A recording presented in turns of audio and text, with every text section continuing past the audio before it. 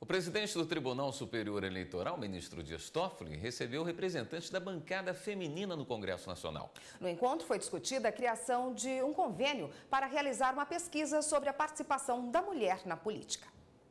Participaram da reunião o presidente do TSE, ministro Dias Toffoli, a senadora Vanessa Graziotin, procuradora da Mulher do Senado Federal, a deputada federal Jô Moraes, coordenadora da bancada feminina na Câmara dos Deputados, e o ministro Carlos Fernando Matias, secretário de Transparência do Senado.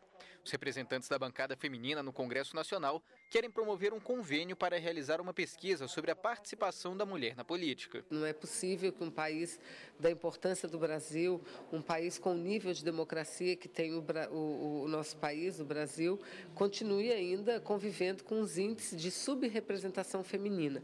Não pode a maior parte do eleitorado brasileiro, que são as mulheres, ocuparem menos de 10% dos assentos no parlamento brasileiro, não é? A proposta da bancada feminina apresentada ao TSE é ouvir candidatas e eleitas em todo o Brasil para descobrir as razões da baixa representatividade feminina na política.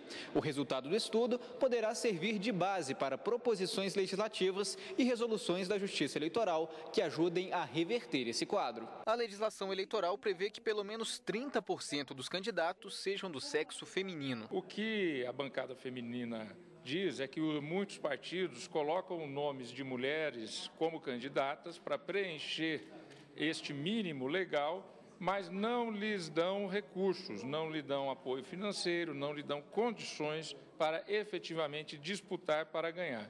Então, a bancada feminina veio trazer aqui a sua preocupação no sentido de esse dispositivo legal não está sendo, do ponto de vista concreto, atendido pelos partidos, que seria apenas uma questão, na maior parte dos casos, de apenas indicar as mulheres, mas sem lhes dar suporte. O presidente do TSE informou que a proposta será analisada. O TSE tem os limites legais e das suas resoluções para agir, mas aquilo que for possível fazer para incentivar a devida participação das mulheres no processo político, nós continuaremos fazendo. É um processo que se iniciou com a ministra Carmen Lúcia, que o ministro Marco Aurélio deu continuidade e que também nós pretendemos dar continuidade.